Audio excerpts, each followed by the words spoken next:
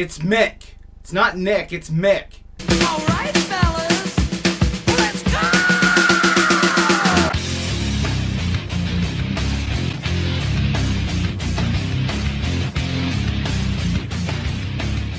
Yo, yo, yo, yo, yo, yo, yo, yo, yo, yo, it's the rundown. I fucking hate clowns.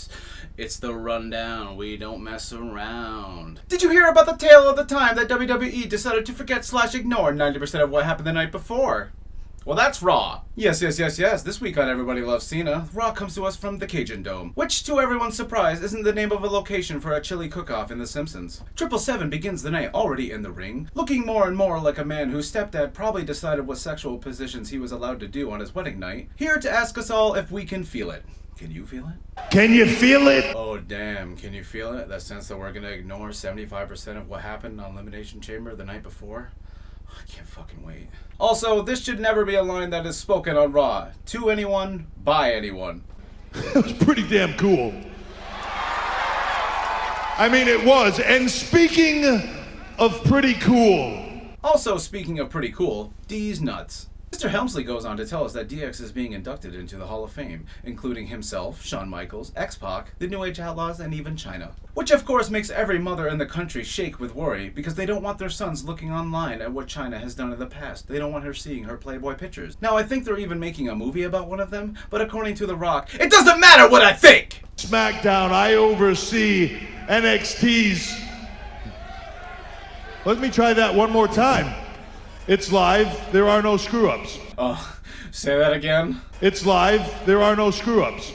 Oh, please, one more time, bitch. It's live, there are no screw-ups. Hello, Hunter. Let me introduce you to my friend, Botchamania. Triple Screw-Up goes on tonight to tell us that 4 NXT call-ups will be introduced, making the Smash Bros. Raw roster at least 257, including Ricochet, Alistair Black, Johnny Gargano, and Tommaso Ciampa. Let's all hope that they can walk right in and make a big impression. Oh god, dude. Corbin versus Strowman for the 600th time. So good. Just so good. Corbin starts the match already holding a weapon as Braun comes out. Whoa, wait, there's a commercial break because we're definitely supposed to believe that these two men that hate each other were willing to wait until the commercial break came back for them to go live and start the match. Corey Graves claims that Corbin is confident in his strategy of literally just getting help from Bobby Lashley and Drew gotta change my tires. So naturally, Corbin decides to not do any of that tonight and just ends up wrecking Braun for about 90% of the match anyways. Michael Cole, he's here to make sure that you mind your business and watch your P's and Q's. Braun Strowman might be made of muscle and bones, but this man is not human. Strowman once again brandishing a table. And remember, he's not really a man. The ribs, monster among men. Renee Young relives her thought process that time that Shane McMahon decided to jump off the Hell in a Cell cage at WrestleMania. Right in front of these kids, this guy has no respect for anybody. Over 30 tables surround the ring for Braun to use on Corbin as he pleases. But screw that, Braun wants the announce table, his one true love, because he knows no matter how many times he destroys it, it'll be there waiting for him next week on Raw. Paul, hey man, comes out for his weekly BDSM training from Braun Strowman, getting choked lightly and squawking like a bird oh so loud, before he heads to the ring to express his feelings over Kofi Kingston not winning the WWE Championship last night on Elimination Chamber. Wait. Bobbity is here to educate us on Brock Lesnar with an extensive promo, which makes sense because Majin Buu has existed since time immemorial, so not very many know his full story.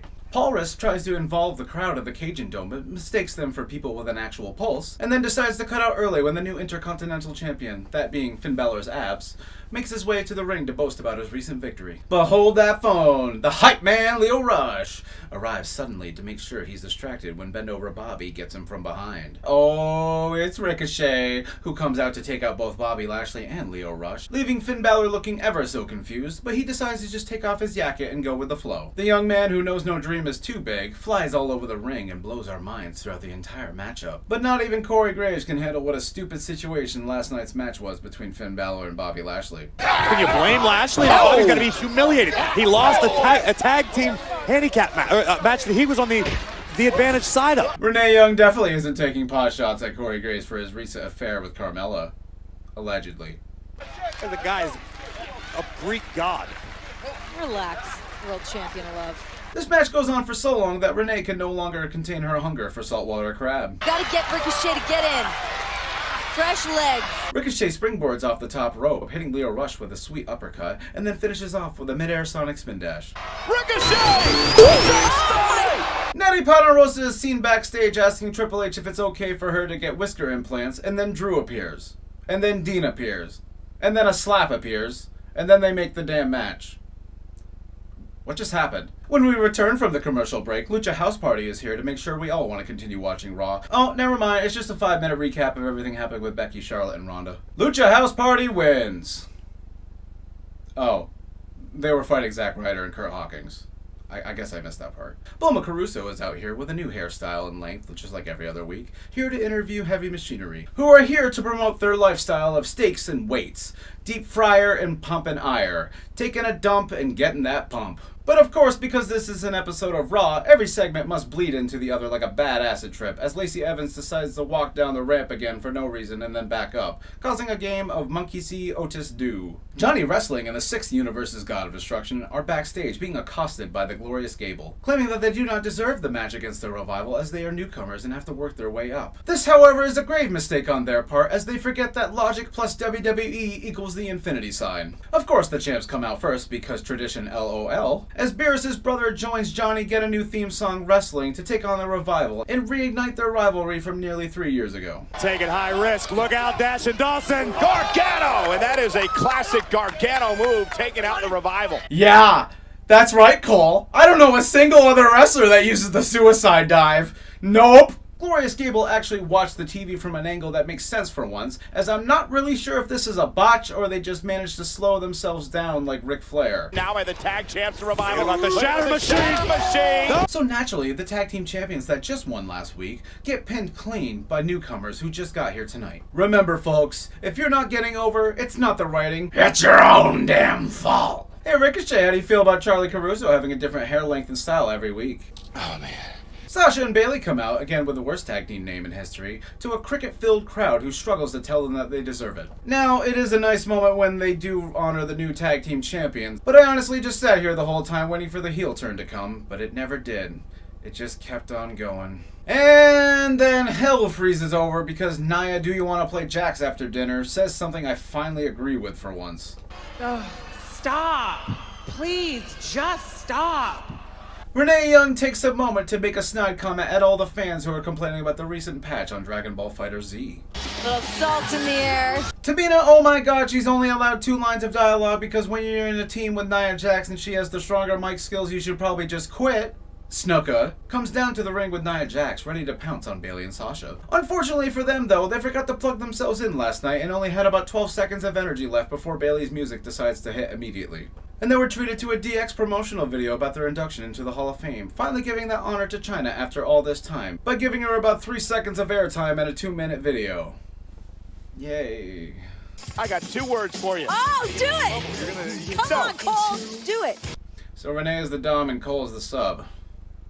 Yeah, I can see it. Dean Ambrose comes out for his match against Drew McIntyre, and oh shit, it's over. So yeah, just over 2 minutes. I'm gonna say it's probably not a work. Bobbity appears once again for our second part of the Majin lesson, as WWE pushes for some of my favorite terms, like Beastmaster and Beast Slayer and the Dark Destroyer. I sure do love these terms that weren't made by a fucking 10-year-old. Seth Rollins is seen backstage being interviewed about Paul Heyman's words, and then he says something that literally caused me to write, "I'm speechless," in my notes.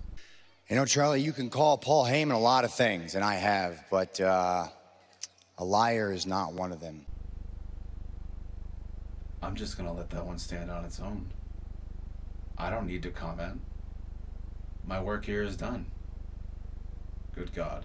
Elias finally appears, forced to embrace the fiery swampland that is the Cajun Dome, who plans on lullabying himself into a deep slumber live on TV. But what's this? A long, slightly obnoxious intro to interrupt? But what's this? Michael Cole can make anything sound worse by calling it The Dark and Moody? Making it sound like a My Chemical Romance album that only he would buy? Wait a second.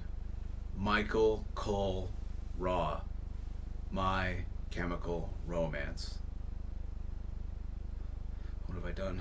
Corey Grave actually attempts to give Alistair Black some personality and backstory before Michael Cole decides to shit all over it with about 5 words. Fights for the 9-to-5ers, the blue collars, people that grew up and never felt like they fit in.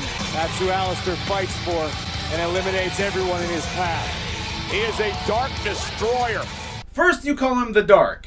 Now you call him the Dark Destroyer. So he's self-destructive? God damn it, Michael Cole. He's been out here for 2 minutes. I already hate him, you, and myself. Elias hits Alistair with a beautiful fucking falcon knee, as Renee Young reminds us why she's 13 going on 30. Let the man come out and sing. Do his act. Let him get through it. Literally nobody wants to hear Elias I sing. do. Alistair Black picks up the win over Elias with a very dark and moody black mass kick, because it's definitely Elias' fault that he couldn't get over with exactly 0 opportunities. And then on next week, we are shown that it's going to be Ric Flair's 70th birthday, proving once and for all that he is truly the gross garbage guy from Courage the Cowardly Dog and will outlive us all. The main event of the evening is RR v RR2, Ronda Rousey versus Ruby Riott number 2, a match that exists solely to make you wonder if Sunday ever existed at all. Ruby Riott gets a jobber entrance, so you know she's gonna pass with flying colors. Early on into the match, Ruby Riott lands quite an impressive STO, as the Riott Squad get involved multiple times right in front of the ref with absolutely no repercussion. Ruby does do quite a bit better tonight than she did on Sunday, even landing a reverse cannonball off the top rope, making me smile with joy for all the times that I empty someone else's swimming pool as a kid. Ruby does almost get the victory with a Riott kick on Ronda Rousey, and she looks back at Sarah Logan, giving her approval for the Monster Energy drink symbol that is painted on her eye. Position to mount any sort of offense. You see the look. Ruby does land a second Riott kick, finally learning that it's not a credible finisher, as Ronda Rousey flips her over and taps her out with the armbar, securely securing the already secured on this night. Well, that's it for this week's rundown. I want to thank you all for watching. Tune in next week while I pretend that I forget everything that I did tonight, and to act as if the story just does a system restore to the week previous. So basically, just tune into Raw next week. And of course, a quick shout out to my Patreon supporters. You keep feeding me while I keep feeding you stupid videos quite like this. This has been Man from Earth with all the girth. And, be the character you know you're worth. Bye. As WWE put... I don't even know what I put. Bobbity is here to edges... and then... Ricochet springs off the top rope, hitting Leo Rush with a sweet uppercut. Jesus Christ. Natty Poderosa is seen backstage. Wow. But I honestly just sat here the entire time waiting for the heel turn. Ricochet... It's live. There are no screw-ups.